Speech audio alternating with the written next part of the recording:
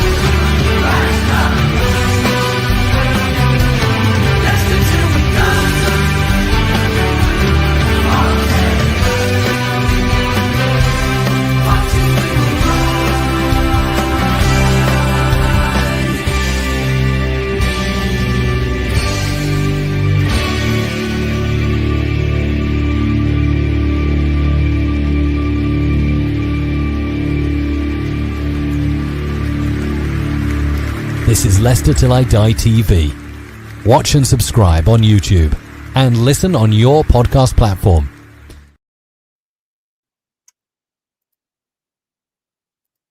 There we are. It's the man in the flat cap, all the way from Yorkshire. Welcome along, Dan. How are we doing? How is everybody? Hope everyone's well. How are we doing? How's that doing? To be fair, I bought this at Beamish up in Durham when I went there. It's a really nice place. If nobody's ever been, do go check it out because it's a proper step back in time. And I can see that from the hat. It is. Well, as you can see, I'm still there. Look at the brick walls. Well, from your prison cell, I hope you're sat on a cushion. Yeah. Yeah, well, I'm saying nothing, but that just kind of backs it up, really. Scott's in. Hi, Scott. How you doing? Welcome along, sir. We've got a couple of channels coming together here for our sins. One of those is Nate is in as well. Hi, Nate. How are you? Yeah, we did it a couple of weeks ago, and then why didn't we do it last week? Someone was too busy topping up something that I can't get, which is a tan. I mean, yes, you do look like a bit of a bronze god. Well, what can I say? Yeah. Again, I've looked around the range and B&M, and you can buy bronze budders. So yeah, well, mate. I think I've been very generous of you with your picture because you actually look more tan than you'll ever be. I do. To be fair, mate, you actually do have a nice little sun-kissed glow about you, and I don't blame you for going back in 4 weeks. No. And why not? Why not? Not? Yes, yeah. But yeah, welcome along to the Late Football Show, talking footy into the night. My best DJ voice on there. Welcome along to the smooth sounds. And it is wherever you are. It just does things to me, Chris. It just does things. If you shut your eyes.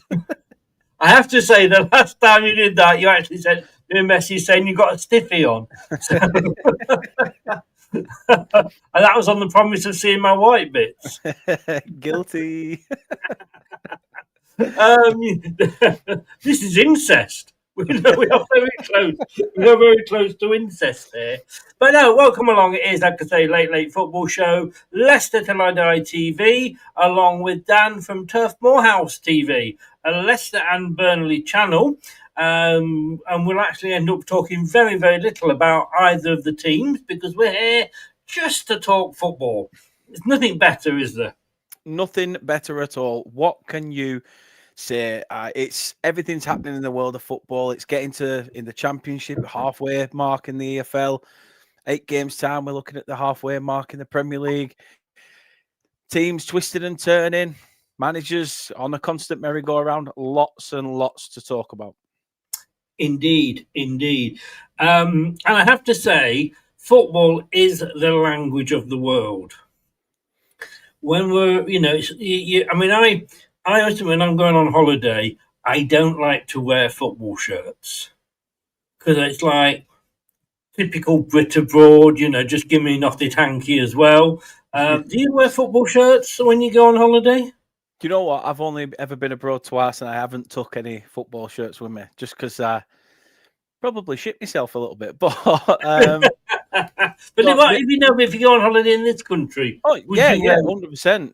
Well, 100%. exactly. See what I mean? People would look at you and immediately think hooligan.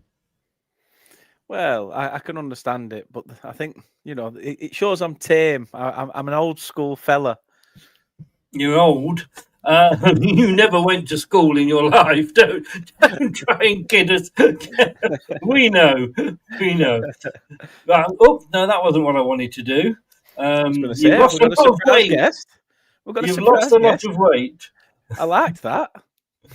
I'm just trying to do it if I can. When I can't, no, I'll have to leave it as that. Your name will disappear, but we have got you going across the bottom.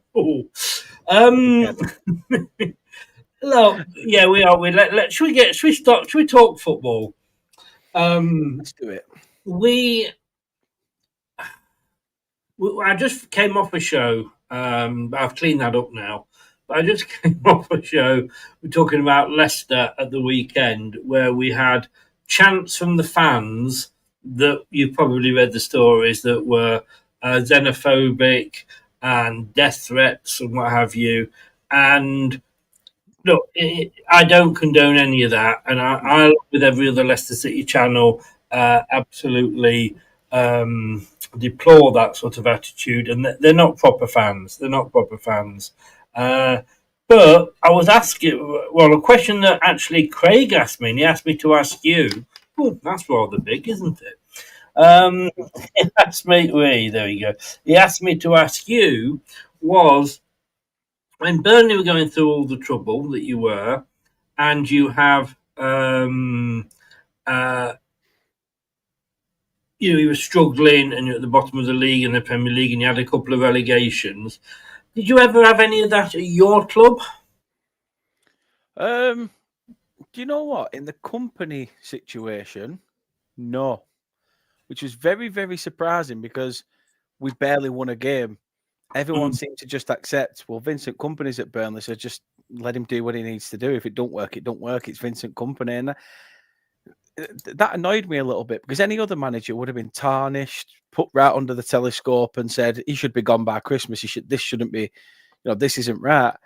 I think there's been a few sets of our fans that have said stuff about the board, but it's just been your typical stuff of, get out of our club, etc. The stuff that's normal. If it got too much, where they were saying things so derogatory that it starts becoming borderline, I forgot the word I was going to use now, but obviously when they start actually like tarnishing a person, why can't I speak? I keep forgetting the words. When they tarnish the person for who they are themselves as a human being, not the manager, and they start insulting their family and things like that, that's not on for me. I will hold my hand up. I've stood outside a turf bar and I have slagged Brian Laws when he came in after Owen Coyle, and I was like, "Get out! We don't want you. You're not good enough." But nothing along the lines of how it's been at Leicester, which has been a little bit, well, not even a little bit. It's been very, very toxic. Oh, it has. It has. You prefer to just sort of turn your back on the ground, which is and I'm not saying that sarcastically. It's it's your way of protesting. I remember you doing that in Burnley. You can't. I mean, look, as a fan channel, as a social media site, I am here to educate. Oh no! Chance to be a fine thing. I'm here to praise. Well, I didn't go to school, Chris, so I have to. I'm here for my lesson. I go. I'm there to praise, and there to sort of say congratulations when we do well. And I will criticise individuals. I will criticise John Rudkin for what he's done. I will criticise Top for what he's done. I might even say, get out of our club, sell, time to move on. Yeah. But there's a thin line, there's a distinct line that you do not cross. And calling our owner, whose dad died at our club, and that still shouldn't make any difference. And then calling them, it's like, do you remember back when Nigel Pearson got sacked, and some of the young players were with Thai prostitutes and calling them words I'm not going to repeat here, but typical, name calling of Asian women, and and threatening death. That is to my mind, that's just not football. No, it's not. It takes everything away from football. This is why we always say as fans, keep politics and things like that away from football itself. You've just said it there, that we're all entitled, especially online. That's where we project our voice. That's where people tune in and they listen to that because they want to see how we think, how we see it. And they may not always agree, and that's fine. Like I say, everyone's got their own opinion. But I was skeptical and very, very on it when Mark Garlick was our chairman, and he wouldn't literally give you a bat of his Freddo out of his pocket because he was a tart arse. But that's as far as I'd go with it. I'd say he was a tart arse, but then think about it down the years. Yeah, he did well at keeping us on a shoestring budget, but you have to evolve with football. If he was still here now, we'd have essentially folded. So, we all say things. I said stuff this weekend.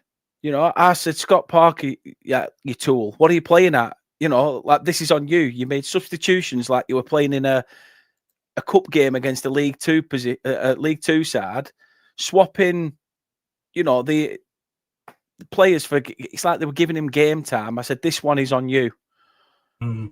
Obviously, there were a couple more F's and Jeffs in there saying, this shit, blah blah blah, but.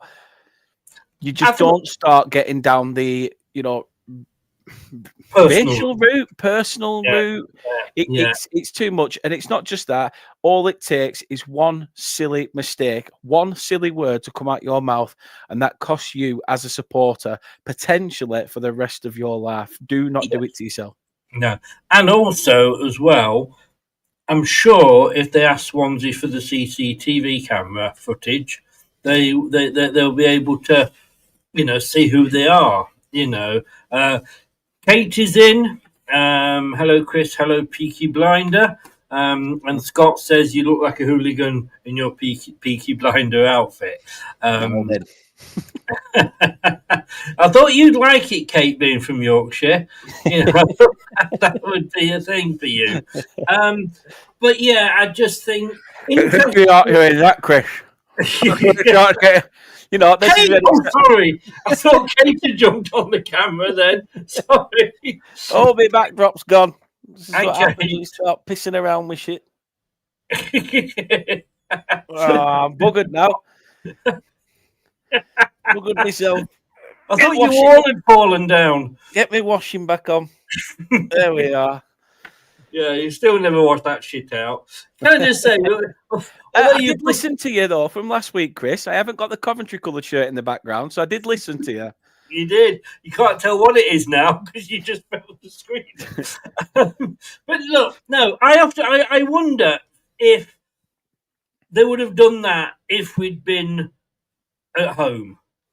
Yeah, where there's more of a, and I don't want to see fans fighting amongst themselves. We have seen that at clubs, Yeah.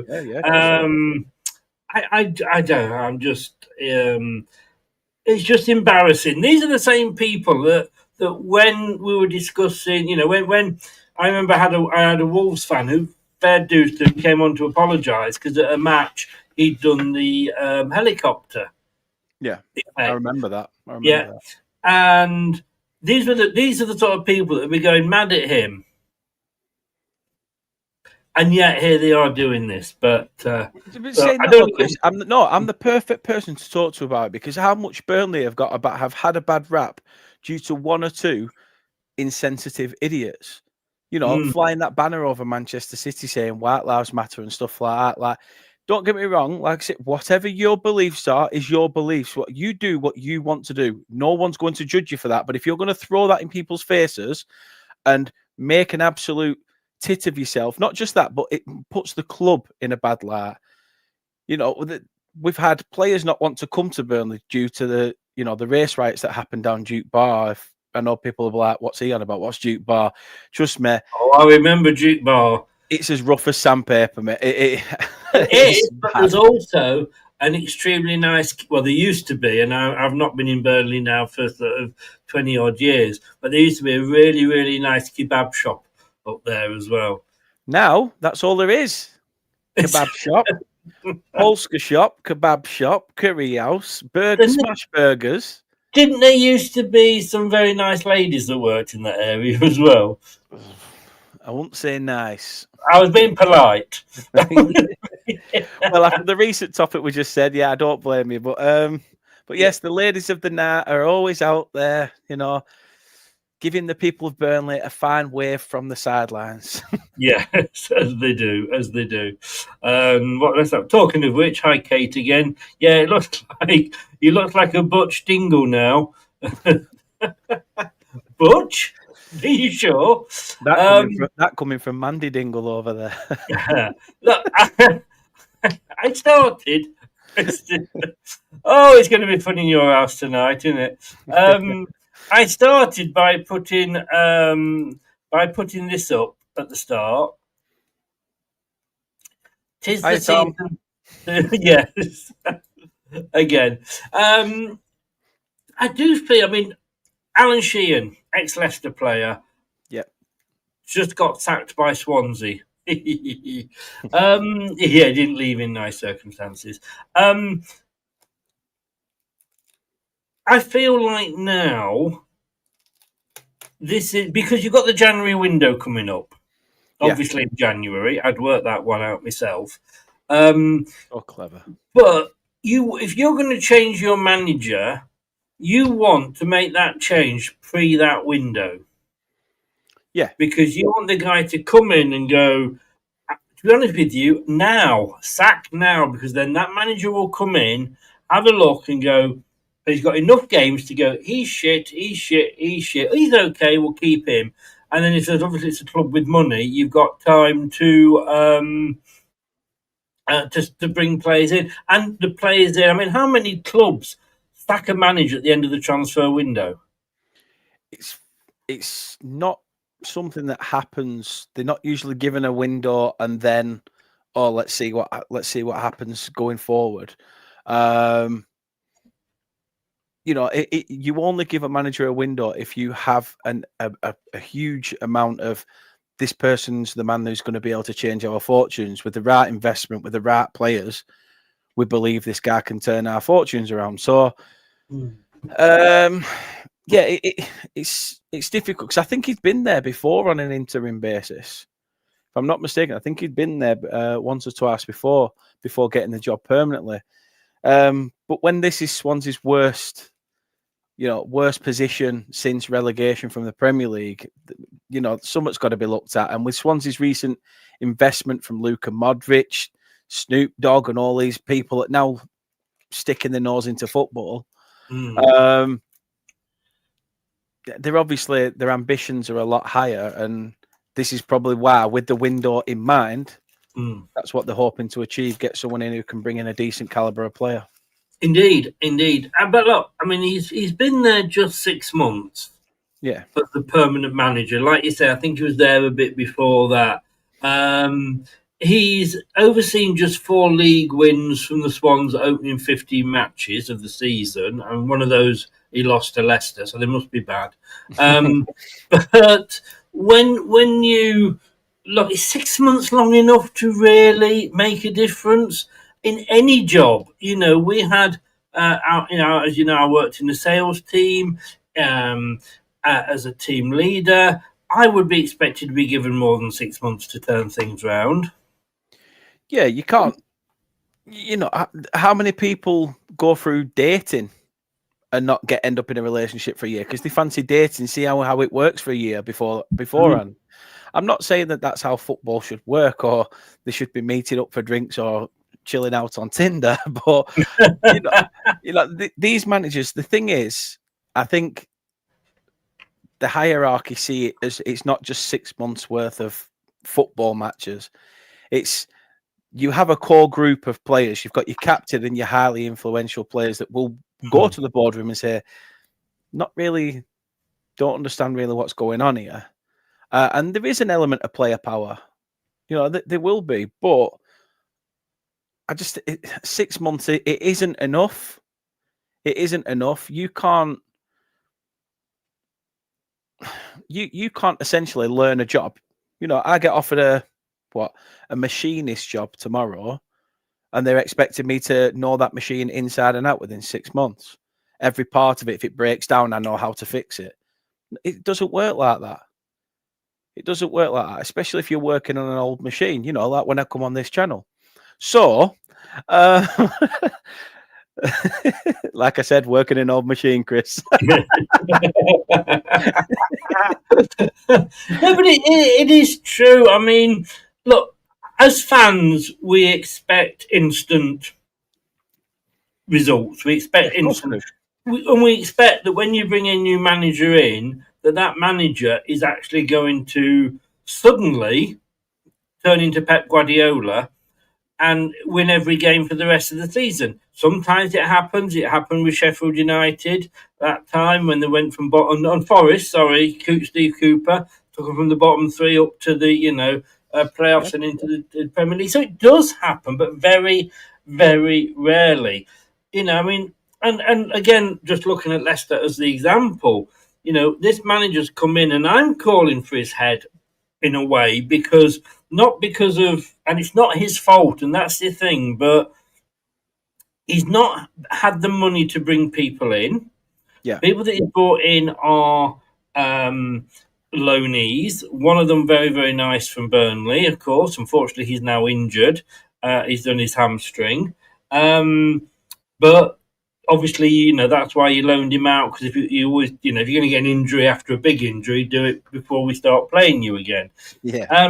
So he's had to work with what he's got. We sold £80 million worth of players. I nearly said talent then. But I can't say that. But, so we sold the best of the shit. So he's left with the rest of the shit. And we expect him to be able to be up there challenging for but they've also got to accept that they've got to do something, because like with Marty, he's playing the same system that Rude lost 17 games playing with last season. And you're looking and thinking, you've got the same players, you got rid of the best ones, and you're still trying to play a system that didn't work last season. So, but you want to see that manager coming in, but you've got to give them time. Marty is not going to change things round in half a season. No, 100%. That's why managers want a 2-year guaranteed contract, because they know full well that if they do decide to hire and fire, like a lot of clubs do now, they've got that reassurance of having a bit of financial stability behind them. But the hardest part is with management, you've got to have a lot of key set of skills, and you've got to have that man management. You've got to be able to be a voice of reason, almost like a father figure, to help, talk these players through situations off the field and things like that. You can't be walking in somewhere that's already got people swanning about. Take Spurs, for instance, the other week. I think they got beat, or they drew with Manchester United, didn't they? 2-2. Players, 2 of them, didn't bother walking around the pitch to say, to clap the fans. And Thomas Frank is like, get yourselves over there. Like, fuck off. Oh, that's going to be it. Well, that's going to be a topic we're going to come on to in a bit. But that's what I mean, though. This is what I mean. There's a lot of players who just think that, well, I'm the one here helping you out, mate. But it's like, yeah, but look at you. You're not really helping me out. You're not really working with me. You're working against me. And if anything, how's that going to go for you? And coming from a club like Leicester, where Jamie Vardy, if I'm honest, probably had a lot of player power. And, now whether he actually got rid of a couple of managers or not, other players would say that he didn't. But there is too much player power. I feel like owners, and I said this with Ruud van Nistelrooy and Top, he was probably on his knees begging him to come to Leicester, I have to be careful what I say these days, on his knees, begging him to come to Leicester because he's this, he's Ruud van Nistelrooy, so rude and all this. And yet, I know it's easy to sack one manager than 11 players, but I do feel that some owners are like that with the players. Top would listen to Jamie because it's Jamie Vardy. He scored 11 and 11. He won the Premier League with us over a manager. And hang on, but you put your manager in charge. You can't put a manager in charge and then pull the carpet from under his feet and start taking the advice of players. I think that's why it worries me that, I didn't know how it was going to go when we had a manager under Vincent Kompany. Under Scott Parker, we have a head coach, which essentially means, yes, Scott Parker does have a say in the odd thing. But then again, behind the scenes, it's them going, oh, well, we think this guy's going to improve you. What do you think? I think our club, from what I know personally, our club is very open and treat him like a manager in that sense that they say, oh, we've got a couple of options here. What do you prefer? There was a certain keeper that we were linked with bringing to Burnley, which it was out there. I think it was Ortega from Manchester City. He was like, I don't want to go to Burnley. And Parker's like, well, I don't want him either. I'm looking at Dubravka at Newcastle. And the club went, okay, fair enough. If that's who you want, that's who we'll try and get. And they did.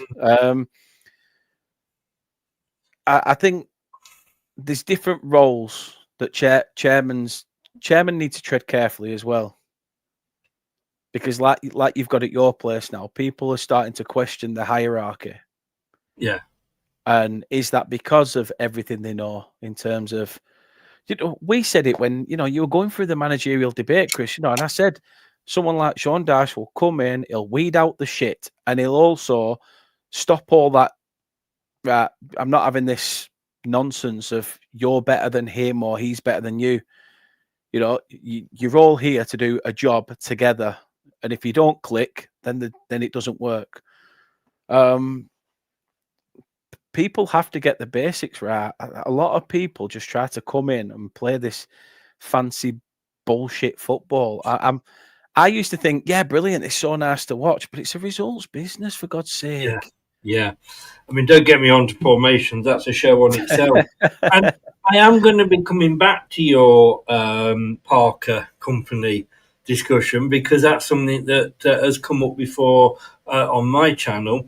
But let's just say to everybody, you're watching two channels here. Please, as Scott said before, please do get over from my channel to @Turfmoorhouse TV and give likewise that the other way. And if you're a Burnley fan, and look, you've got to love me. I lived in Burnley for 25 years. Get over to LPID. You did work at Blackburn, though, people. You did work at Blackburn. Oh, no, don't say that. Don't say that. We're all allowed mistakes in our life. We do. I only have to ask my mum. Yeah, well, exactly. I wish I hadn't sent her that sperm donation now. She said I can do it by post, so I came in a jiffy. Hey. Anyway, you don't know the size.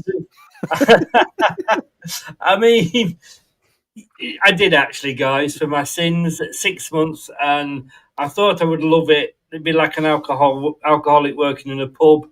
They were a complete bunch of twats, if I'm honest with you, completely up their own horses. But if you ever drove back from Blackburn to Burnley after a football match, you'd have seen a little silver car on the motorway with one adult and two children in there, taking off their Blackburn Rover shirts and trying to put something non-Blackburn on instead.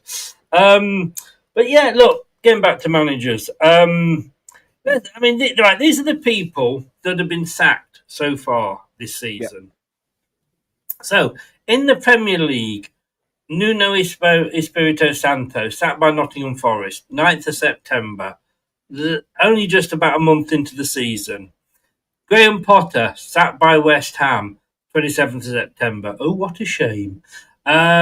and Postecoglou sacked by Nottingham Forest, who had just sort of 30 odd days before that, sacked Nuno Espirito Santo. And then, of course, we've got the Wolves sacking as well. What's the guy called? I can't remember what he's called. Vitor Pereira. Thank you very much. I'm glad you said that. Then so that's 4 managers, albeit at 3 clubs already. Championship managers, we had Ruben Selles, sacked by Sheffield United. Paolo Pezzolano, surprise, surprise, sacked by Watford. Then League One, you had Mike Dodds at Wycombe Wanderers, Steve Bruce at Blackpool, Matt Bloomfield at Luton Town, Darren Ferguson at Peterborough United for about the 24th time. And then Noel Hunt by Reading. In League Two, Michael Flynn sacked by Cheltenham Town. Now, funnily enough, this was a bit of an older story. Next Premier League manager to leave was Vitor Pereira, 2-1 on. Who knew? But I lost count of that. That's probably about 15 or something, and we are literally August, September, October, November, 4 months, not even halfway through the season. But like I say, is this the season when owners get jittery? Yeah, it's a tough one between the owners, the managers, and the players. We're looking at a World Cup year, so players are going to want to perform, and then at the clubs that they're at, if they haven't had a money move like some of the players have, are they going to be bothered to play if the rest of the team aren't performing? It's so vicious, and like I say, Postecoglou didn't really get a sniff at Nottingham Forest. What did he do? Go in there, say hi, and then it reminds you of that meme of The Simpsons where the grandpa walks in, puts his coat down, spins around, picks his coat back up, and walks back out. Yeah, that's the merry-go-round is ridiculous. Nothing can be done in so many months. But it's the same managers that are getting sacked and getting jobs are being taken on for these jobs. So let me come to you with this one, young Daniel. Yes, sir. Scott Parker. Correct. We laughed at Burnley. Yep. We did, and I'll hold my hand up. I did say thank you for taking one for the team, for the other 91 clubs, and taking him on. But my God, he and I was going to say I was totally wrong, did a fantastic job for you. But alongside Daniel Parker, he doesn't have the best record in the Premier League. Now, yes, he's got you up. I guess he's on probably about a 3-year contract, so he's probably got a year and a half still left to go, a year and 3/4 left to go. Is he going to still be here in a year and 3/4? I mean, look, you sat in 17th on goal difference above West Ham. Obviously, it didn't help you at the weekend. But, yes, you can look back now and go, it was the right decision. But was it a short-term decision? Because, yes, you did well and you thought he'd get you up. But kind of, is there not a bit of either thinking he isn't going to keep us up? There wasn't. A head and a heart situation. I even said when he came in, is this going to be a manager that comes in, gets us up, and then we look at somebody more, established who's going to potentially do something like that? I always try to look back to what Mourinho said, that if he ever has another job in the Premier League, it's going to be a bottom-end Premier League side to see what he can do, and test himself. Now, I'm not saying that should be something that Burnley do, and I'm not trying to ride a fucking unicorn here. I'm trying to put it as it is. Depending where the horn is, of course. It's all like the camel. I like it. But yeah, it's a contrast because Daniel Parker and Scott Parker, obviously are currently in the same boat. But Leeds seem to think that they are. I don't know. We're Tesco, they're Waitrose. That's what they sort of think they're at. And it pisses me off. I mean, they got promoted, and instead of actually enjoying it and celebrating it, we might be getting rid of Farker, and they were happy about it. Yeah. Yeah, he was. He was linked with leaving And it's like, before he what are even. you going on about? Why bite the hand that feeds you? Scott Parker, I believe, like I said before, we aren't a hire and fire club. Yes, he's going to make some questionable decisions. All managers do. You know, it's a learning curve every single game week. But I think he'll still be here at the end of the season. I still think he'll be here, you know, whether we go down or stay up. I think if we stay up and potentially we're looking at an Ange, you know, sort of stitch where 6-7 games in, we are a bit screwed, then maybe they'll start to think we're going to have to potentially look at moving on. Yeah. Prashant, hi, enjoy movie night. I take it it's with your other half. So enjoy it. Hope you got a popcorn to share. And armchairs in, Farker back on the sacking list indeed. I was actually, funnily enough, watching the Nottingham Forest Leeds game, and I was sat with two Leeds fans, a Nottingham Forest fan, and a Derby fan, also a Leicester fan as well. Sounds like the start of a shit joke, Chris. Yeah, I know. There's a Leicester fan, a Derby fan, and a Leeds. Yeah. And I was talking to one of the Leeds fans, and I said, I mean, they went 1-0 up, and of course they lost 3-1. And I said, is this the end for Farker? And he was saying, I can't see what else we can do. You know, they've got Red Bull coming in and backing them. You know, they've got, you know, they're not in any PSR trouble, so they've got the money to spend. And Farker has not got a good position, you know, history. Now, let's be honest, you're 11 games in, you're 17th, Leeds are 16th. That is probably what you would take that to come the end of the season. It's 10 million times better than what it has been for promoted sides in the last 2 to 3 years. So Thank you very cannot much for rumble. reminding me. That's very decent of you.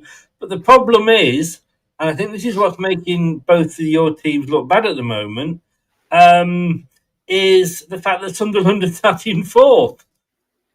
But this is what I mean. You know, Regis Labrie was an unknown quantity. A lot of fans were calling for his head at Sunderland halfway through the season when, you know, results were mismatched. They were drawing a lot of games. They were just lingering and clinging on to the playoffs.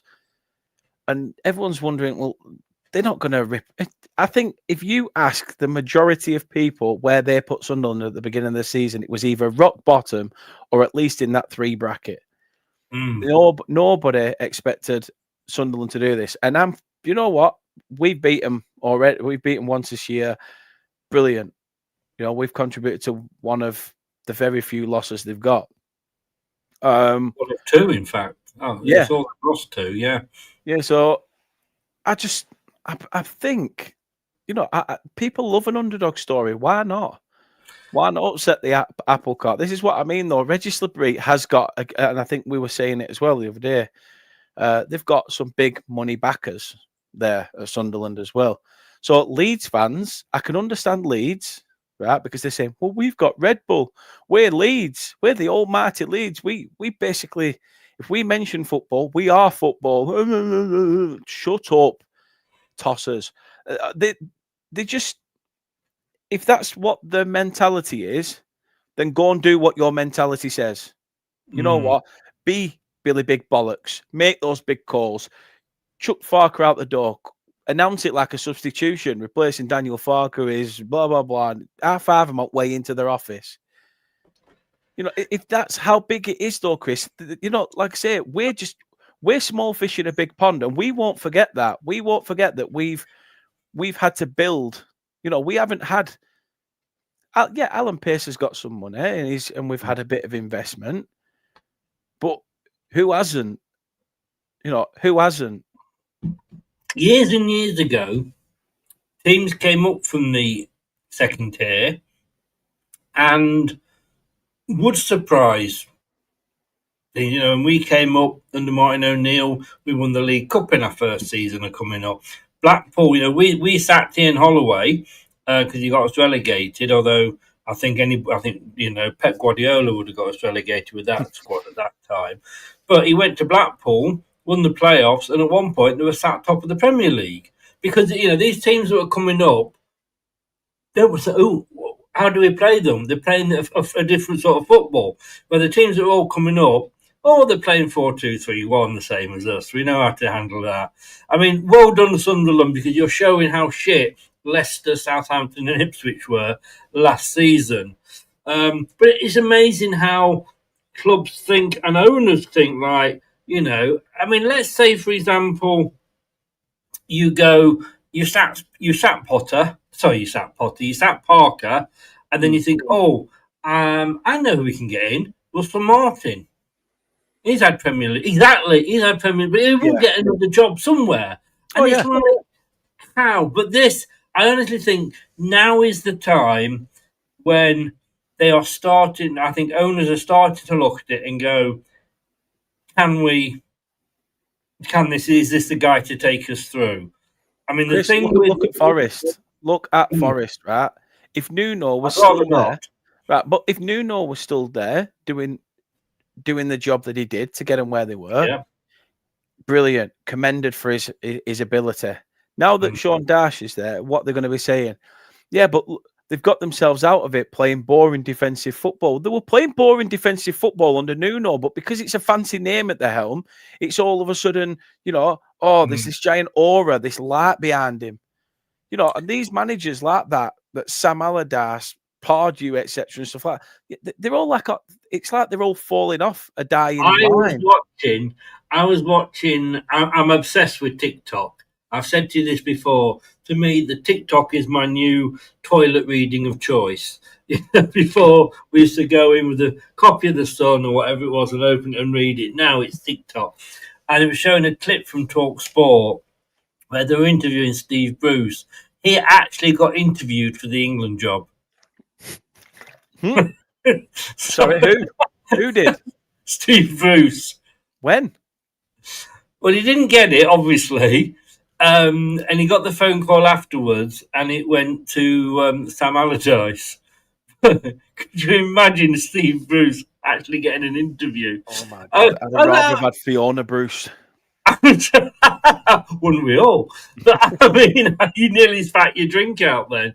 But it is this, it's the same managerial merry-go-round all the time. But like I say, now managers have to decide to stick or twist. Look, Marty, I think Jordan James saved Marty's job on Saturday. Yep. It's funny that the fans that were shouting for one guy to be killed and was criticising the ethnicity of our owner were suddenly singing "We Love You, Leicester" at the end because we managed to win. There we go. That's fickle fans for you. But do we stick with Marty? And if we do, we've got to stick with him till the end of the season. If we don't, and the only reason why not is because he won't try anything new. He sticks with the same, like I say, the same formation that we lost 17 games with last season. But now is the time when Top has to make that decision. This is decision season, if you like, decision month for me. Because if he's going to replace him, I want a new manager to come in, that new manager to have 4 or 5 games to assess the players, and then have the transfer window. Exactly. Doesn't make fucking much difference for Leicester, but yeah. So I just think it's a season, like you say. Okay, let me come straight at you with this question then. Go on. At the end of the season, have the fans haven't saved Marty after that disgusting performance by some of the. I can't describe them as fans. The wankers that were at the stadium the other night. Let me ask you this question: the end of the season, whether you are 17th or 18th, is Scott Parker still going to be in a job? Yes. Fair enough. Because I would turn around and say to you, exactly the same with Marty. Probably because we couldn't afford to pay him off because of the PS4 troubles. And we're hearing rumours that we was not so far off us hearing what that's going to be. But yeah, let's not forget though, Chris. You can't. We had some up and downs with Dash, and a lot of fans were calling for his head.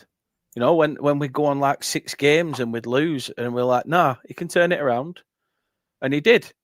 The season after, we achieved European football. And these things happen. Look at yourselves. The Great Escape season after, boom, you're lifting a bloody trophy. It's a trophy that nobody of our sort of caliber, level of club, expect to be lifting, unless it's on a fucking events day. Yeah. Oh, sorry, Armchair. I see what you get now. By chanting what they did, has that stopped the board from making that decision? It's a very good point, that, because I made the point. I did a show earlier, Fox's Forum. Go and check it out, guys, if you are Leicester fans, because that was talking all about the chanting, and that was the theme of the show.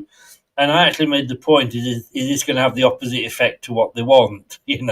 So no, I see what you get now, Armchair. And it is a very, very good point. I think Marty will still be there at the end of the season. Again, even if we go down, the points deduction is winging its way towards us. It will leave us in a very precarious situation with what it's going to be.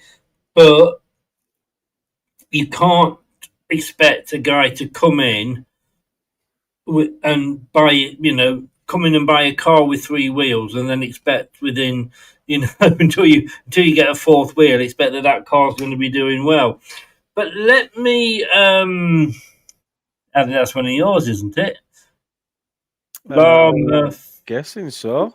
Looks like one of yours. Yeah. Yes, it is. Yes, it is. Welcome along to anybody who is watching on Turf Moorhouse TV. And, of course, anybody who's also watching on Leicester Till I Die TV as well. I can see Brendan Rodgers at Leeds, says Armchair. Do you know what? This is going to cause arguments, and this isn't part of the discussion, but I'm just going to put that out there. If Marty was to go, I wouldn't actually mind Brendan back. I mean, there's a lot of people saying, he ruined this and he ruined that. Had we backed him and given him the rebuild when he wanted, I don't think we'd be in the Championship now. But going on, I've had this discussion with a gentleman called Michael on my channel, because he says, "Oh, Marty's not a manager; he's a head coach, and a head coach doesn't do this, and a manager does that." Now, I have been, I've been a manager of a sales team. Yeah, I left. Went to another job, didn't work out, actually came back to the same company. I ended up being given my job back as team leader. There was absolutely no difference in what I did as a team leader and what I did as a department manager. It was literally just the letters in the title, that's all it was. Now, he says, yeah, but a head coach doesn't pick the players that he wants to. But of course he does. You're not going to give, to my mind, any head coach, you're just going to put players on him. I mean, no, probably Chelsea did with Potter. But generally speaking, if you're a manager and you're worth your salt, and if you're a head coach and you're worth your salt, you are not going to say, oh, yeah, you just give me the players, I do. You've given me a striker. Great. I've got 4 strikers at the club. I've only got 1 keeper. Brilliant. Thanks for that striker, man. He's not going to my mind, you are going to, I don't think there's any difference, but you confirmed to me otherwise. Yeah, end of the day, I mean, Bill, I'll fire away if that's what you want to do, mate. Ask away. That's what the chat's there for. But yeah, the head coach or manager still has to do the mundane stuff. They have to be out and present watching the squad train to be able to get an analysis, a self-analysis on who he thinks he should. Again, it leads me on to who he should pick for team selection. You are going to get some notorious hierarchy people that could say, really? Like, I think we need to see a bit more of this person. It's like, if you're a strong-minded manager or head coach, you would still go in there with the mentality of, do you want me to get the best out of this team and players, or are you going to call the shots? Because if so, I'll sit upstairs and you come down here. If I was a manager, I'd probably say something like that, or a head coach. You look back in the day, managers ran the club. When I was a man, when I was a boy, it's true though, weren't it? Lived a cardboard box on the M65. They ran it from top to bottom. All they do is talk to the chairman when they needed to talk to them. Oh, we're going to need another keeper. We're running a bit short or whatever. But then, you sort of like these people now. Again, you said it there. You're going to come to you and go, look, you've asked us to look at a left back. Here is A, B, C, D, and E. In which priority order would you like us to look at it? It's them that are doing the work for you instead of you going, well, I want this person, I want that person. Which sometimes we've seen managers get it wrong and players not work out. Even Fergie got it wrong. Well, yeah. Yeah, I agree. So I don't know. There's a fine line between manager and head coach. I know at Burnley there's not much difference, and Alan Pearce has said that Scott Parker's got free roam to do whatever he likes. He's not given us any reason to doubt him. You can't sack a head coach by saying the team was shit when he hasn't bought any of the players in himself. Yeah. If it's a case of, well, I've bought the players, you've got to get a tune out of them. Like I said, that's probably what we saw with Marinakis and Ange. Oh, well, I'm bringing my mate in because my mate's going to do wonders. Yeah, of course he will. Yes. These people need to realise that there's a lot at stake for a manager, for a head coach. That's a question I'd love to ask someone that's a head coach and a manager. How do you feel? How would you feel as a manager? Your position would be if you was to be called a head coach, other than a gaffer. Yes. And vice versa. How would you like to be a manager more than a head coach? And if you can you tell me what the difference is? Yeah. Interestingly, before we move on from managers, next manager odds to be sacked in the Premier League. In first place, Daniel Farke, 1-2 on. In second place, wow, come from nowhere, Eddie Howe at 6-1. He's struggling. I saw them against Brentford, and they did not impress me at all. We've got them twice in December. I don't know how that's worked out, but we played them on the 6th of December and the last day of December as well. It's like, Third at 8-1 is Scott Parker.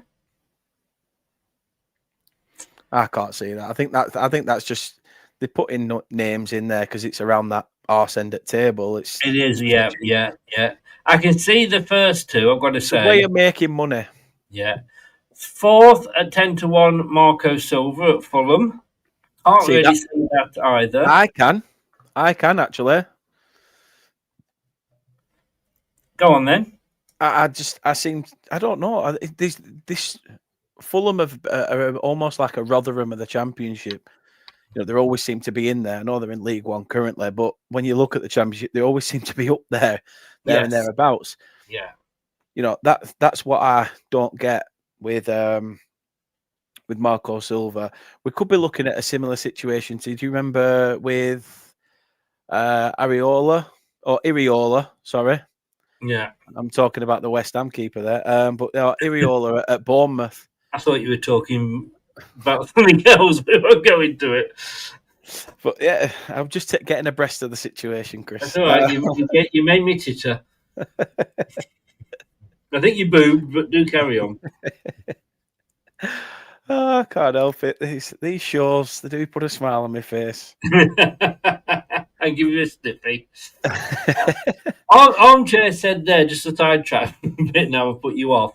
Brendan would have the same problems at Leicester that he's had at Celtic with no money, etc. He would.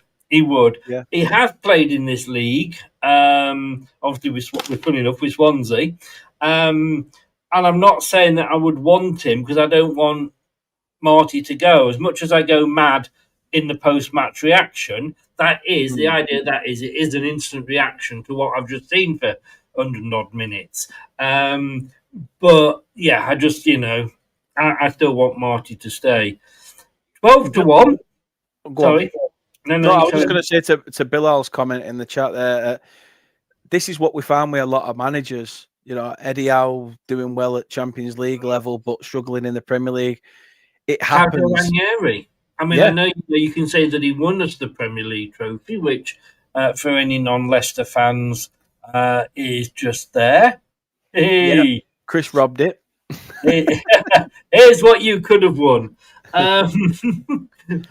It's true though, in terms of that when you all of a sudden you can reach those heights, people tend to think that you can juggle both the Premier League and the Champions League, or Europe and the Premier League, and it's difficult, especially when you're only allowed a 25-man squad. You've got to then try and juggle keeping them fit. You're away in London 1 minute, midweek you're in, I don't know, Budapest, and on the Saturday you're back in Burnley, etc. And then that's a bad thought for the weekend. It declined as I went along, really, didn't it? Yeah. But what I mean is like you've got to also have that rotation of the squad, so that affects the squad cohesion. If you're just playing Premier League games, well, I can say, look at Ranieri. Won the Premier League, only having the Premier League to worry about. The next season, he was doing absolutely brilliant in Champions League. Got a 17th in the Premier League at the time of his sacking. Talking of sacking, at 12-1, and you mentioned him earlier, Arne Slot. Yeah. I can't see it happening, but again, I think it does need to be mentioned. It does need to be mentioned. He's had a war chest. There's 2 players in there that he spent over 100 million on. Now, I think Florian Wirtz will come good for Liverpool. However, Alexander Ballsack, or whatever you want to call him, right, is an absolute mare. Or Alexander Isaka shit, whichever. He's been poor. He's been poor. He doesn't look interested in games. This is a guy who's basically run amok for Liverpool, for Newcastle, giving it I'm bigger than this club now. Yeah. And he's fallen flat on his face. Or how many times does that happen with a lot of players, though? I mean, Fernando Torres, look at what he was doing at Liverpool. And all right, I know he won the Champions League for Chelsea. I mean, if you're going to score 1 goal all season, that's the goal you want to score, isn't it? But it is. Let's be honest with you, he was shit at Chelsea. But what was he doing there? Can I just say, I don't know, is Katie still in the chat? Because I want to check that Kate's all right. Because I'm a bit worried that your house is subsiding. Is it? Well, the bricks aren't. There's a bit of a gap between the bricks. Fuck off, Chris.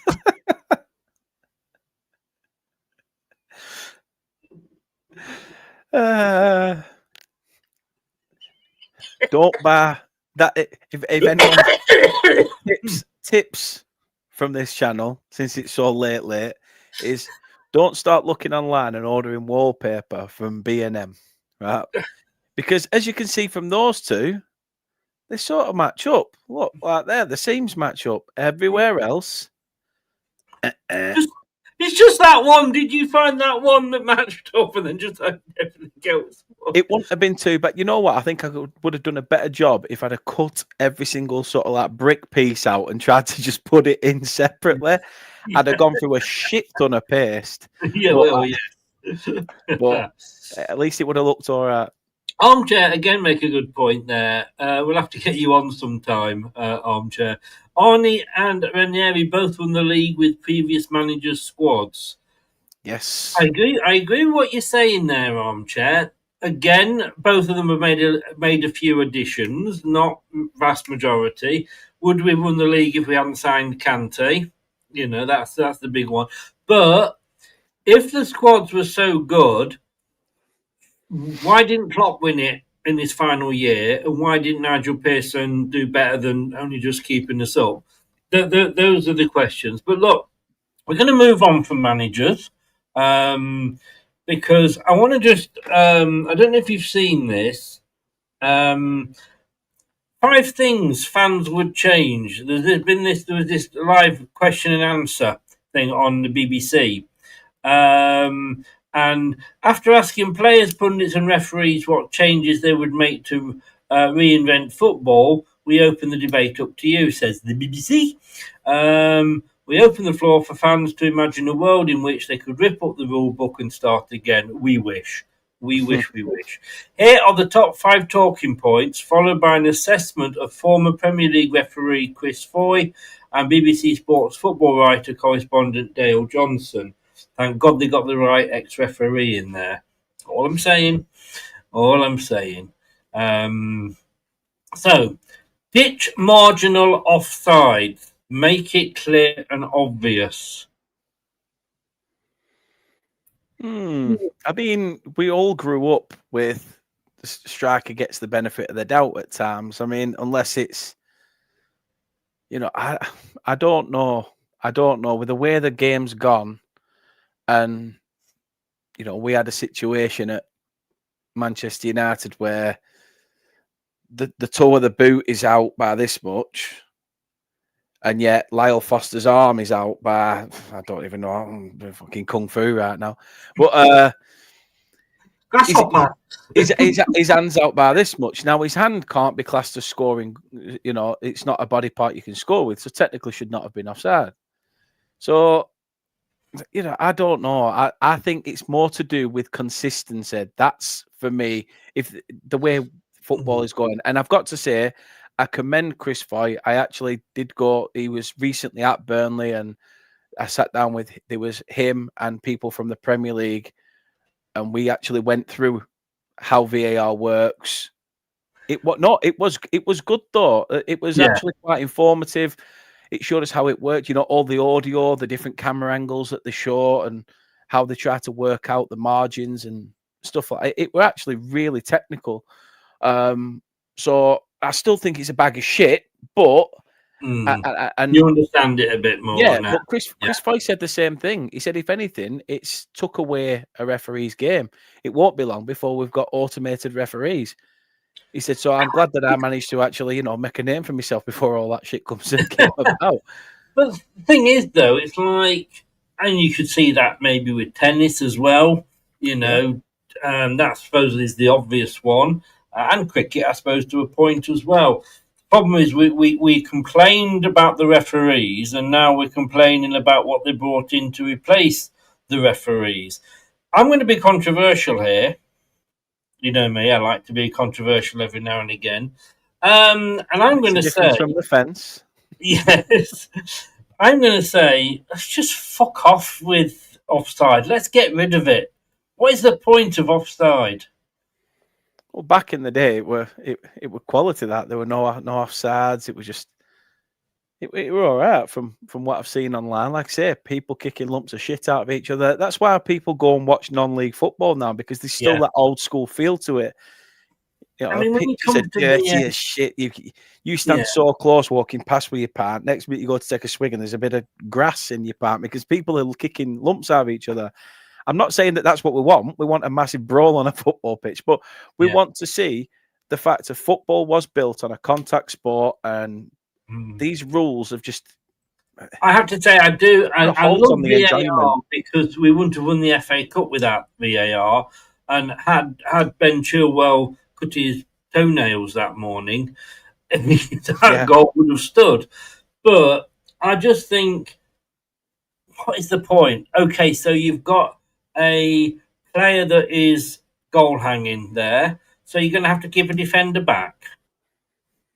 So it evens out. Do you know the one argument I'd have is, though, Chris, that no matter what you do with football, players will always find a way to cheat the system, no matter what you do. Yeah. You know, if it's a case of I'll roll around on the floor, even though I know that I've been tackled, at the opposition have won the ball, the referee said play on. But if the referee looks back and sees me holding my head, he's going to have to stop them from attacking. Yeah. If I was the referee, I'd be like, come on, I know full well he didn't touch your head, so why are you? Yeah. But they have to be seen to be doing the right thing, and this is what I mean. It's all these little things that they always find a way. They do. But the offside rule was a widely debated topic, with fans wanting to see different things. Another frustration for supporters around delaying the flag, where officials are told to keep their flag down if they fail. There was an immediate there was an immediate goal scoring opportunity. I mean, it just gets so complicated now. Matt says, this is what the fans said. Matt says, scrap the offside flag going up 20 minutes after someone is offside, needlessly wasting time and play and could result in injuries. Very good. Sol said, I would change the offside rule where there has to be daylight between the last defender and the attacker. Excellent again. I think that's right. Charlie said I would remove offside completely. Love you, Charlie. Hockey successfully removed offside many years ago, and I think it would be more goals it's what the fans want to see. Chris said I would like the offside rule changed so that you can only be offside beyond the 18-yard line, which is, again, I get That's that. Not a bad shout. Yeah. Chris Foy said, assistant refereeing is an art form and they are encouraged to keep the flag down in clear attacking situations. I do understand that sometimes it can be frustrating. With semi-automated technology, I believe we have an accurate judgment of offside because, of course, they've got that new thing in. The next thing was stop the clock and reduce time wasting. Now, this is something I fully agree with. Fully agree with. The amount of time the ball is spent out of play, or the amount of time fans are whinging because ball's going out of play just over the halfway line in their own half. But, I'll pick the ball up and walk a few yards before the referee says something. I'll walk back 2 paces, but I'm now on the line. However, to make the throw in, I'm going to run 5 paces before I've even thrown it into the... And that's all. That all happens in a big 30, 40 second bracket. Yeah. And, they say that a substitution is a minute at a time. But yet sometimes there's been 4 or 5 substitutions in a game and 2 minutes added on. Or there's 2 or 3 substitutions all in one go. Yeah. I mean, the interesting thing, let me ask you this. There was a game that Leicester was involved in. Might have been the Blackburn Rovers one, actually. Good. Sorry, Burnley fans. But not as sorry as we were at losing to them. But Chris, it's the only game I've watched. Yeah, to be fair, I flicked Sky on the other week, and luckily Derby were beating them. So I was like, yes, finally. It hurt me having to watch those horrible inbreds beat you. And not as much as it hurt us. But that game, I think it was that game, was 100 minutes long. Yeah, it was. Including the stopping. How much of that time do you think the ball was in play? As a percentage? As a percentage, 4 minutes. I'll take either. I was going to say around 62%, but I think it's probably lower than that. I think I've been quite generous. You've been very generous. And the reason I said I would take either the minutes or the percentage is because it's exactly the same, 50. So you've paid 40 odd quid to go and watch a game where you've actually only seen half a game of football. So I think we should get the clubs to refund the fans. Oh, you only saw 50. Yeah, you'll give you 50% back. That'd soon stop it. Yeah. So what they've said here, and I agree, I totally agree with this. Goalkeepers holding the ball for more than 8 seconds are now punished with a corner. That doesn't always happen, though. Well, hold on, there's rules to that as well. Because if you look at the who was it? Who was it the other day? I think it were in the Forest Leeds game. Someone were holding the ball or something, and they'd had it in their hands for about 15, 16 seconds. But apparently it's okay because there was players encroaching the box, which means that time does not start until officially those players are outside of the box. I mean, it is. If you're going to make a rule, make it a new rule. Make it simple so that it can be enforced. Yeah, but when have they ever done anything simple, Chris? Well, exactly. The average ball in play time this season is 55 minutes and 5 seconds. That is shocking. Yeah, 114 seconds down from last season. Hold on, though, Chris. Add in VAR and the amount of time that takes as well. That it's piss poor. Yeah. I mean, it's good. I mean, in that game, there's what, you're going full Roy Walker then? It's good, but it's not right. That was good. You're on form tonight, young man. But I'm pleased to say that game lasted 100 minutes. So we had 10 minutes worth of thing. But yeah, stop the clock. I agree, because although we got 10 minutes added on, it obviously wasn't enough because the ball was only in play for 50 minutes. Yeah. Stop the clock and, like you say, start again. And when these players go down holding the head, and I saw a match, and again, I can't remember what the match was, where the guy went down, he was hitting I think he might have even been hit on the leg, and he went down holding his head, and the referee had to make a decision, and he had to stop the game because it was a head injury. The opposition players were going, he's not got a head injury, and the referee was having a full-on argument with the opposition player, saying, "Look off, it's a head injury." That were Rivaldo, where they've rolled the ball back to him for the corner, and he just dropped holding his foot. Yeah. Comical. Anthony says, when infringements or injuries occur, stop the clock so they do in rugby. Then at the 90th minute, that's the end of the match. No more debate about why several minutes. I mean, yes, it's sensible, which means it will never get brought in. Change the game to 60 minutes, says Gary, but with a stop clock when the ball isn't in play, like basketball. The clock stops every time the ball goes out of play and the referee blows his whistle. Not just goes out of play for, like you say, for VAR, for substitutions, for people going down with, doing a triple somersault and a pirouette. Armchair says it there. Bring back retrospective fines and bans for fake head injuries. I'm sorry, but if you feign an injury to try and win a penalty, it's a dive. It's simulation. You're booked. Why aren't we doing the same shit for this? It's like, bringing the game into a negative state. What the fuck are you playing at? Bang, booked. Yeah. If you're going to whinge about it, off again. Yeah. I've forgotten what I was going to say. So I love you too.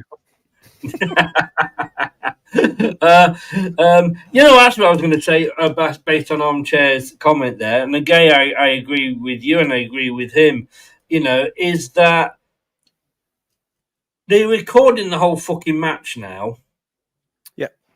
And if they turn around and went, that guy dived, it's a yellow card. I tell you what, the managers will soon be pissed off when they start losing players because they've accumulated so many yellow cards. Faking a head injury, make it a red card, an automatic red card, and he misses the next game. The managers would soon sort it out then, wouldn't they? Yeah, and I think go back to VAR as well. Why are we not using a system similar to cricket where you get one or two, decisions you can go, no, we want to, Yeah. we want to review that. Well, Chris Foy said the time is always a big talking point in football. Something could be adopted to address this. For example, an independent timekeeper, as we have in other sports such as basketball. The referee calls time off, and when the play restarts, the referee calls time off and on when the play restarts. The fans can also see the clock counting down, which I'm sure will add to the excitement. Following on from that armchair point and what you were just saying, ban the cheats, punish dissent and simulation, and he said stimulation then. I'd say, well, I mean, let's be honest with you, if you've got a hard on and you're being checked for offside, you don't want that sticking out, do you? Christopher, what a lovely guy that I believe that guy is. Swearing at the ref or any abusive language, immediate red card and a 4-match ban. Ooh. Jeff said, any attempt to simulate, if we get it right, simulate a foul would be an instant yellow card, but given when a break in play and monitored by VAR. Any holding or pulling of clothing to be a yellow card. Dave, implement cards for any kind of simulation. Too many players come in, conning the referee to get advantage. And David says, red card for, why do they keep doing this? Red card for simulation. How long have the fans been asking for this? I've been asking for stimulation for many years. Chris Foy said, dissent is a problem at many levels of football, and when I was refereeing, it was no different. If open acts of dissent are detected, they should be dealt with. 2019 saw the introduction of sin bins at grassroots football, which is a great addition for dealing with open shows of dissent. Referees cannot do it alone, and everyone has a duty to protect the image of the game. Totally. I mean, I don't know if I get the sin bin because I was watching the rugby again over the weekend. I wasn't for the whole time I was on holiday. I wasn't watching sport, but when you go into many pubs in Lanzarote, sport is on, and it does help the beer go down. That's all I'm saying. I was drinking at the same time, and there seem to be sort of two different types of sin bin. It would have to be a set time. I don't think you can mess about with the time. What are your thoughts on sin bins? I mean, I've seen it myself. I've watched my lad play football and stuff like that, and he's been sin binned. I've seen his teammates been sin binned, and it's not a bad thing. I think for them at their age, it's the perfect time to do something like that because it makes you think, right, go off the pitch, calm down, Okay, you might not agree with that decision or whatever, but calm down, get your head back into the game, focus, read the game, and learn from what you can see now from the sidelines. I think it gives them more of a perspective. In proper football, it's bullshit. What's the point? What's the point? If you're going to book them or send them off, do one or the other. Just get it done. Sorry, I'm just trying to. I've only just really noticed then the difference in shade between me and you. I'm trying to get up close to the camera like that to get close. You're moving further away. Come back the other way. Am I that way? Yeah, that's it. All right. Yes, so a big difference. I'm mirrored. I didn't think. But yeah, I don't know. It would again. I think it would stop some things because the referee is going to mad if somebody's going to get sin binned. And then they concede a goal while they're down to 9 men. Yeah. What happens when it's the goalkeeper, though? Can you sin bin the keeper? And then you're having to get the other keeper warmed up to come on? Because that's one a substitution, that then, doesn't it, if you do it via the keeper route? Change the handball rule. I mean, this is it. Bring back the old sensible ball to hand as accidental handball, says Mike. Common sense interpretation needed. Harry says hand to ball is a penalty. Ball to hand is not a penalty. That would stop players from aiming for hands in the penalty area. Handball is David says handball in the box by defender should be an indirect free kick. The ball accidentally hitting a hand does not warrant a penalty, which can change a game completely. Simon says scrap penalties for handballs in the box. It's denying goal scoring. Scrap penalties for handballs in the box unless it's denying a goal-scoring opportunity. This seems to change every year. I mean, look, here's my shirt, and at one point, the ball hit me there, it's a penalty. The ball hit me there, it's not a penalty. Because that although it's part of the arm, it's where the shirt is. Now, this one, as you can see, is quite a long shirt. I'll just come out with a long sleeve shirt on, and then I can't give. But if you look, and this is a real bugbear of mine, defenders now, when they're defending a free kick or anything or a shot, they do that with their hands. But then, not only that, they then turn on the side because it's a smaller, even though I'm a fat bastard, but it's a smaller thing to aim for. Had the Chelsea defender not turned on his side, Tielemans wouldn't have scored that goal and we wouldn't have won the FA Cup. No, I look back to this season as well, the opening day. I think it was Everton Leeds, weren't it? James Tarkowski goes down to defend, sort of with his arms behind his back. But because he's going down at an angle, he has to pull his arms out to sort of support him. But the way the Premier League saw that, they gave a penalty because they saw it as he used his body to swing momentum. Well, I'm sorry, as a defender, your job is to defend. And it's not really hit his hand. It even hit sort of like around this sort of area. So I was a bit more stumped as to how that, and Leeds fans may go, no, fuck off, it was a penalty. But I still don't believe it was. And I think Everton were duped that day. But it's an ever-changing system. And I think that's another thing. We all knew referees would have got better by now if rules would have just stayed as normal as they are. But because they are changing year in, year out, even referees are confused. What's this? What's that? Why was that given as that last week? But this week, apparently, it's not, because it's not seen as dangerous player. It's not seen as... You and me, we've both been in the Championship, and a referee makes a mistake, and you will say, from where he was, from where the linesman was, maybe it looked like that. Yeah. And you accept it because it's human.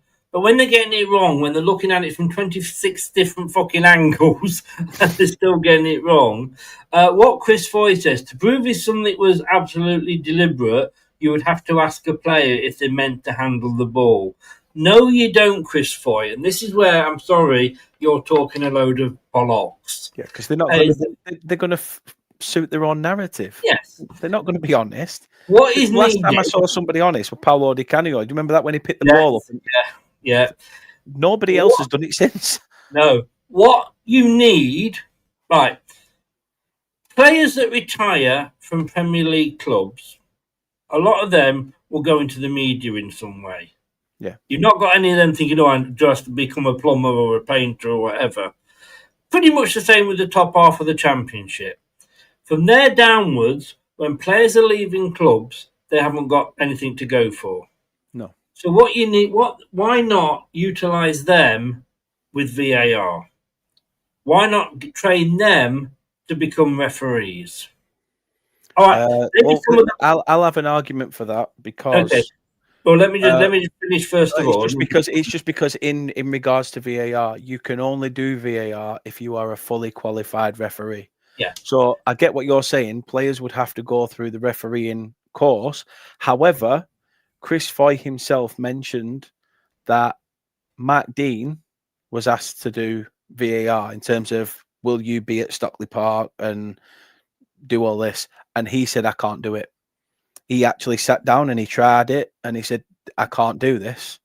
He said, it's too much. I'd rather be in the midst of the action doing what I need to do. So there is referees that actually can't do the job. Well, I'll come back to you then with that answer. Change the fucking rules. Oh, yeah. Are you saying that you can't do VAR unless you've been a professional referee, but then that professional referee has never played the game? So how does he know what is a natural place for the hand to be when somebody's jumping up? So it works to me both ways on that. just encourage those ex-players, and they probably don't want to become referees because of the stick they get, and I get that, but maybe with the VAR, they'll look at that and go, God, yeah, it did hit him on the hand. His hand was right up there, so that's a penalty. And he was jumping and his hand was right up there. But this other guy was jumping and his hand was like there because he was trying to sort of get height and what. They would know. The referees have no idea, Armchair, you would have to fast track them, but why not? We're fast tracking a lot of industries. Yeah. Next one, I think this is the final one. It is indeed. Bring in a challenge system on VAR. Oh my God, seriously? Now, Owen said with VAR, learn from cricket and only go to VAR on a request from the captain. 3 requests per game for each team. Barry, I would change the VAR only to be activated if the referee asks for a check. Well, the referees are not going to ask for a check because they're too fucking big-headed to think that they get anything wrong. Well, that's what I mean. Unless you take the checks away and VAR does not intervene unless said club has asked for it. Yeah. And that could be whether it's for or against. Yeah. Now, you know what, you could have it so that it sort of penalises both clubs. So in a sense, Burnley get forward, whatever, such and such, Gabriel, the Arsenal centre-back, takes out someone. Burnley are like, no, it's a stonewall penalty. Unless the referee, obviously the referee will do his job. If he says it's a penalty, it's a penalty. If he says it's not, and Burnley believe it is, and it needs to be looked at, they'll say, look, we want it to be checked out of the 2 or 3 checks that we get. You might not use all 3, but then Arsenal could come back and go, well, I think you would use all 3 and want another 3 and probably another 5 on top. Well, no. But this is the thing. If you only have 3, you have to be very careful with what you look for. I think that also brings an added element to the game. So who's making that decision about whether they want that to be looked at or not? I think the captain needs to speak to the players in general, or however that situation's happened. So hang on. So we do it again. So we're saying we stop the clocks while they have a discussion. I mean, in a 5-day cricket game, you've got the time to do that because you've got 5 days. And Ray said from America, please don't be more like the NFL. It would be. We'd be there for 3 days playing a game of footy. Yeah, true. That's the problem. I think somebody else here has said. Mike said, get rid of VAR completely. We had 120 years of the old system. We've asked, the thing was, that's fine. But then if we go back to just being the referees, are we going to get players, managers, oh, God, the fucking referees are rubbish. We're going back to the thing that we were complaining about. There's bias because of their clubs and etc. But as I say, we asked for this. I just think it's very, very, very easy. The problem we've tried to do for me with VAR, we've tried to fit VAR into the rules of football, and it doesn't fit. What we should be trying to do is making the rules of football fit VAR. Yes, correct. Make the rules simple. I can remember when I was at school, I was in a book club, and there was I'm trying to find a book that's like it. It's probably this one. And I was in this book club, and I bought the rules of football. Back in the day, that was thicker than the book with the rules of football, and it was an FA book. Now you've already got something like that as the rules of football. You know what I mean? So now Chris Foy said on this one, in relation to VAR and its protocol, the referee can initiate a review for a potential clear and obvious error or serious missed incident when the VAR or another match official recommends a review. Time limit on checks are difficult to implement, as in some situations checks have many moving pieces. No, it fucking shouldn't be. We're talking clear and obvious. If you've got to look at 26 angles, then it is not a clear and obvious mistake. Correct. Last subject before we go, and I've got one we can save for next week, and that's probably players ignoring the managers. We'll come on to that next week. But what I want to end on now, and I threw this as a sort of giveaway comment, and you actually came back at me with a very good and when it's about, and that's there's no Boxing Day fixtures. Very, very frustrating. Is it though? Is it? I mean, it is and it isn't.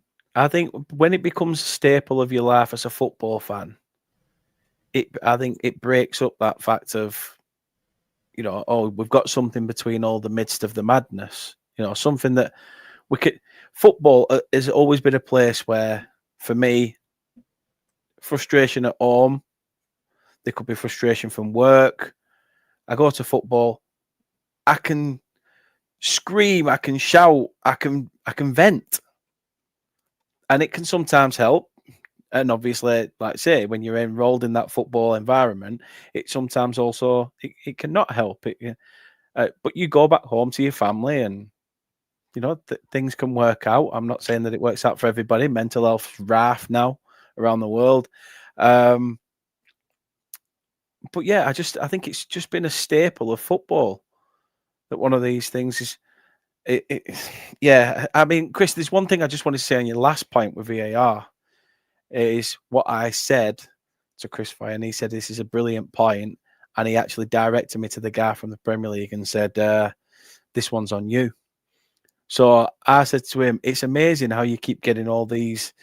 Oh, we've had 16 incidents already this season, blah, blah. I said, yeah, but that's 16 incidents that have cost teams this season. I said, also you can have a fancy new show to put out on Sky Sports.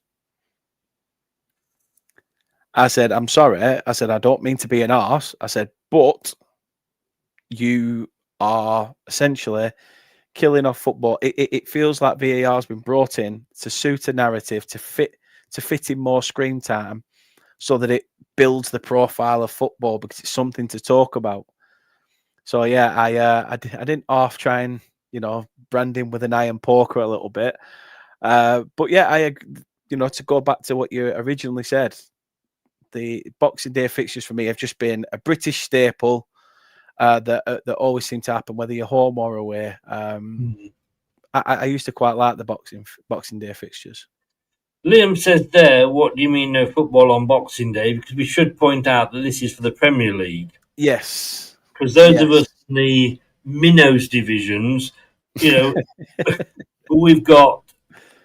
Well, now look, I agree. I mean, poor Premier League footballers, they can't have a nice, roast on Christmas Day because they've got to be in training. Oh dear. All that money, I'm sure it'll make up for it. What pisses me off is, and I'm just trying to get the fixtures up here for Premier League. What about the average Joes that work in hospitality that don't even get a bank holiday, don't get nothing, that literally get Christmas Day off, and that's it. They're back in work again the day after. The hospitality and catering sector is one of in around the world is one of those where they literally get Christmas Day. That's your lot. No, totally agree. Right, the only Premier League match is being played on Boxing Day. There's only one. Is that the Newcastle game? Manchester United against Newcastle. How the fuck are Newcastle going to get? I presume it's at Manchester United, and the poor Newcastle fans having to get back for Manchester United Boxing Day evening when there's a very, very little bus service, very, very little train service. That's what pisses me off. Yeah. If you're going to say, right, Manchester United or Newcastle, we're going to feature you on Boxing Day. Manchester United, you're going to play Manchester City on that day. Newcastle, you're going to play Sunderland on that day. Brilliant, because it's a fucking walk from for those. Yeah, that's what really annoys me. Oh, look, we've got another Twitch wanker. Speaking of people that know, yeah. Yeah. Welcome along, Twitch wanker. I hope you. I'm impressed that you took long enough and a break from playing with your dick to type that in. But there we go. Don't worry, he said the same to me to even be on camera. You're playing with it whilst you're on camera. What do you mean? No, but you know what I'm saying. I think when you look at it from that perspective, fans travelling up and down the country. Yeah, if you're going to I get it if clubs are putting it on though. If clubs are going to put on travel, you know, and say, it's boxing. Yeah, it's not going to do sort of. Let's say Newcastle take 3,000 fans to Manchester United. Yeah. They're not going to put 3,000 coach seats on, are they? No, I think obviously it'll depend on people will want to make their own way there, no matter how it is. But like you said, it's the arrangements of it, and if the arrangements are within time, these Christmas and Boxing Day fixtures were sorted out only the other week. Mm. You know, people like to at least have a couple of weeks or a month or two to sort out what's happening, and then all of a sudden they come out with all this crap. No, we're changing that to this. You know, it's stuff like that that really is annoying, and it upsets the narrative. Obviously, like I say, I'm an advocate of I love a Boxing Day game, home or away. I love it because I think as a fan, you will try and find a way to get there, whether it's jumping in a mate's car or you know someone who's going, so you can go with them, etc. Or there's space on a coach through the appropriate fan, travel clubs and stuff like that. But again, we don't we think it's hard work on the pitch. It's hard work off the pitch. And again, football needs to remember its roots. Without the fans, football is nothing. But okay, let's say Burnley were chosen to play on Boxing Day. What, down in Plymouth? You're not in the same division yet. Even if we come down, we won't be. They're going down again. Yeah, you walked into that one. But no, okay, so let's say you're picked to play your Boxing Day game. Would you want to play Newcastle or Sunderland? Or would you want to play Liverpool or one of the Manchester clubs? Personally, I wouldn't be asked. I wouldn't be asked who I'm playing. So what? So you've woken up Boxing Day morning, and you're saying, "Kids, I know it's Boxing Day, and you want me to play with you with your new toys that I bought you, but Daddy's got football to go to." Oh, good. Are you going to be long? You're going to. No, we're playing Manchester United, so I'll probably be back about 7. Monday. No, but that would be it. I'm going to watch Newcastle, kids. I'll be back sort of 3:00 in the morning. Oh, where's my bedtime story, Dad? Oh, I'm sorry. You'll have to just listen to the radio. Do you see? No, I mean, I'm obviously, making, shit up and what have you. But you see what I mean? Yeah, it breaks things up. I mean, it's very easy. I totally get it. And Ray said it there. It's all about harping it up on TV. Oh, the Boxing Day clash between Manchester United and Newcastle. I get that totally, 100%, and I get that it's about the money. And on Boxing Day, Manchester United Newcastle would get more viewers, and no disrespect here, than, say, Wolves playing Brentford. It will because of the size of the clubs. But Manchester United, Manchester City, Manchester United, Liverpool would probably get more views on that day. They can easily change. I mean, look, the computer comes out with all these, and we know, why do we still do programs? And look at this is our opening game, and we're playing this on this day, and then it will they can move games for television. They can move games from being, a 3:00 kickoff until probably 10 p.m. on a Monday night. They can do that. TV have the rights to do anything more than the police. That's what I'm trying to say, that the police don't really get a say, because Sky say, no, we want the kickoff at 3. Yeah. Police are like, what I'm saying is, if they can do that if they can do that for the TV, then they can change the fixtures to help the fans out. Yeah. But they won't do that. They won't do that. Like I say, police will want Burnley Blackburn to be at a 12:30 kickoff, so that there's less arrests for drunk and disorderly and things like that, and all these situations. Yet TV will go, no, 3 o'clock prime time, 5 o'clock prime time.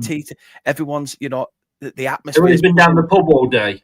Yeah. And then it's like, what? So police are like, oh, so we've now got to sort this problem out because you decided you want your fat cat money talks. Who was it recently? We were playing Tel Aviv or something, and the police said no away fans, and everybody, including what's that guy called that sits in number 10 and wanks?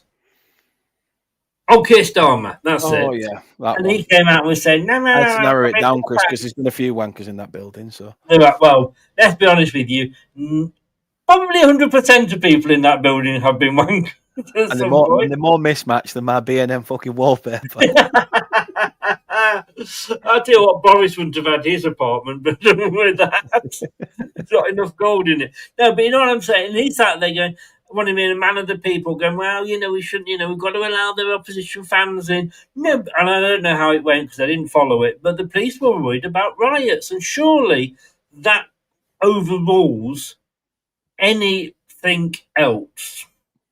Do you remember they cancelled a game? They cancelled a game between, was it Manchester United and Liverpool because of protests about the Glaziers? Yeah, they did. Yeah. It can be done. And like I say, how hard is it to say, right, well, when Manchester United are playing on Boxing Day, we've got Newcastle, well, we'll just swap that with Manchester City and put the Newcastle game where the Manchester City game was. Oh! So what you're telling me is that it doesn't fit symmetrically, that, we've got to play the same order for the second half of the season as we do. I mean, it's just bollocks, isn't it? Pre-season this year, we played Lazio at Turf Moor. And on the same day, Everton were playing Roma at their new stadium. We had to have a police presence basically outside of Burnley to try and stop any sort of Roma and Lazio meet up in England to then create some sort of unfortunate football story. Yeah. It's silly. It's silly. Fans should be able to walk out at the end of the game and go, I did it.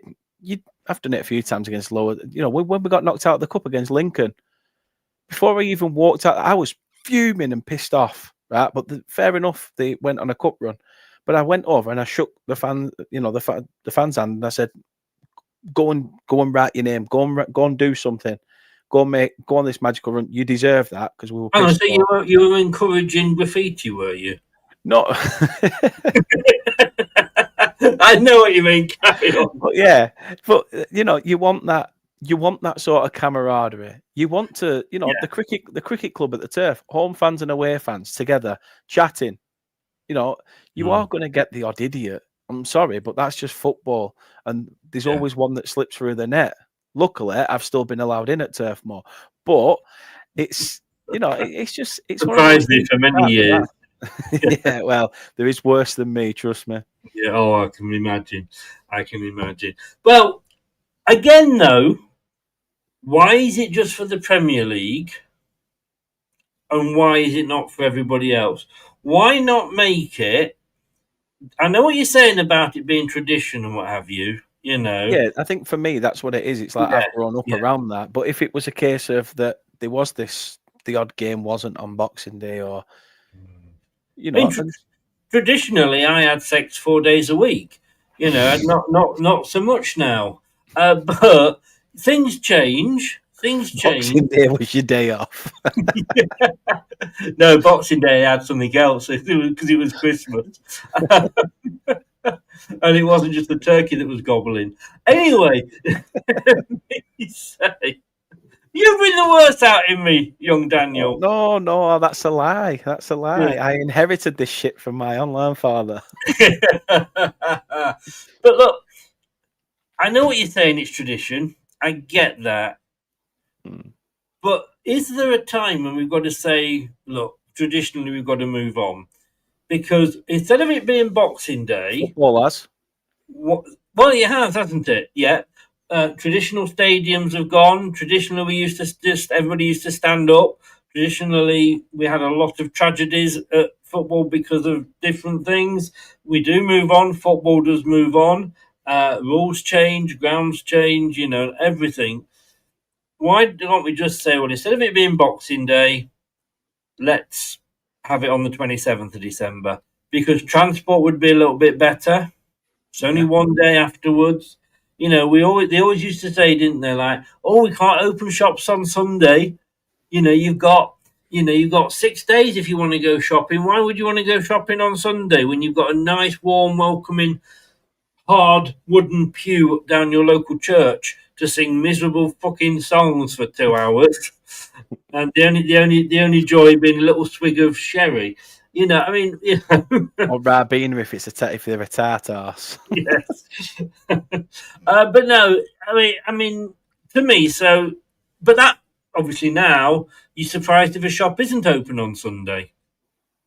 Yeah, that's what I mean. Everybody's always looking at the next pocket fill, the next thing that they can do to enhance business. I think that's exactly what the Premier League are doing. They're always chasing the pound signs, and I think they'll forever do that, no matter what division. I think it wouldn't surprise me if eventually it does filter down to the EFL, and I don't mean money should, but it doesn't. But I think there's certain things from the Premier League that long term may filter down, and it will affect football. I know you'll be the same as me, Chris. And people in the chat will be the same as well. There'll be a selection of people you either used to go to games to, sat around you, or you speak to in the pub or in day to day. You've said hello to, and you say, "Oh, have you been watching the football?" And they go, "Nah, I'm not fussed for it anymore." To quote Sean Ditchio, the foreign manager, not the Burnley one that we had.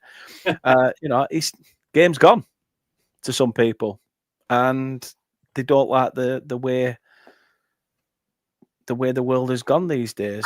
I think it's a lot of the older generation that are saying, because I see that in the chat and what have you.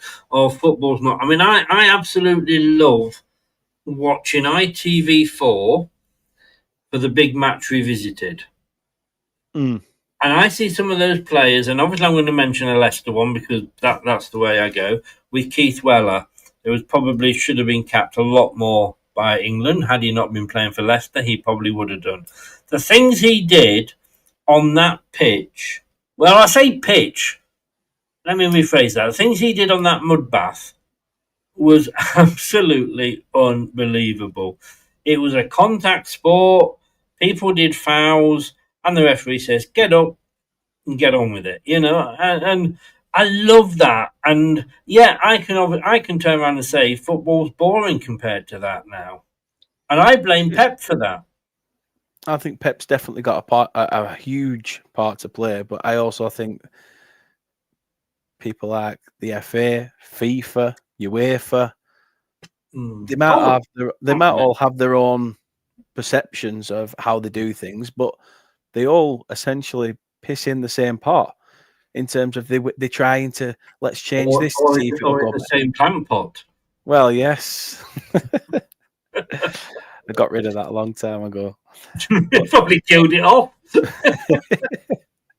But Dan's coming round, everybody. Put the plants away. Hey, Dan, toilets are over there just in case. Can I take your coat? Or, because you've been in a prison there, you probably do have a little toilet in the corner, don't you? Well, I am still sat on the cushion. So I'm going to have to cut an hole in it so I can just keep the arsehole cushion. But no, it's like I say, football is... Do you know what? This has been an eye-opener. And this is why we sit here and do this, Chris, isn't it? Because sometimes we can talk about a topic and it's like, I'm sat here now, I'm going to come off this and think, you know what? No, there's certain elements to what people have said in the chat, to what we've said tonight, that I'm going to be like, there is more to life than football. But to those people that work in football, there's not. All they see is let's try and give football fans that are dedicated, and I'm not saying we aren't dedicated, otherwise we wouldn't be here. Yeah. But Yeah. they need to think about the fans, because without fans, football is nothing. It's nothing. They should have, if they didn't make the games free to view during the pandemic, I'm sorry, but they wouldn't have had people tuning in. Yeah. No, totally. The fact they made it free to view is what kept them having a bit of a turnover. We will also discuss that next week. We will talk about Netflix type channel for the EPL. Yes. Why not? So next week, guys, tune in, because I've got 3 subjects here. Knowing us, that would probably last us 5 hours. And we'll talk about if there was a streaming, because obviously we all know that some people don't watch football in the right way, shall we say. That, I think, if there was a proper like a Netflix type channel, I think people would probably subscribe to that. I would do. We've got players ignoring managers, and who can forget Kappa, whatever he was called for Chelsea. The keeper, yeah. Yeah, and we'll also, I think, discuss should the Championship become the Premier League too. Oh, that's opening a new can. It is, isn't it? It is indeed. So, those are the 3 topics I've got at the moment. It may well change between now and then, because we try not to talk about, and I know, look, I'm a Leicester fan, Dan's a Burnley fan, Dan the Burnley fan, as I call him. And those are our 2 clubs, and we love our 2 clubs, and we do a lot of shows that are dedicated to both clubs. But we do like to have a break sometimes and just talk about other things that are in football. We've got to put the world to rights on stuff like that, though, Chris, because people will want to know our views. There's been certain things I've said there that, for me, Boxing Day has been like a staple as a growing up. But then, yet again, you're like, you've counteracted that argument with, well, travel around is nowhere to be seen. If not, it's double, sometimes triple. No one's going to be getting a taxi to Manchester at 3 times a pissing price. You know what I mean? I agree. So that's what I like about this. We've got vast opinions, and again, you guys in the chat are brilliant for that as well. Because you guys don't shy away from it. This is what we are. We are all fans, no matter the club. We are still all fans, and we all want to see football go in the right way for us. We do. And look, it's nice to have different opinions on football and just not fall out. Yeah, like our hair. Yeah, exactly. And let's be honest with you, mate. Football is all about opinions. Sure is. And we don't always get it right, but it's our opinion. It's just about not forcing it on other people. But then again, your opinion is wrong.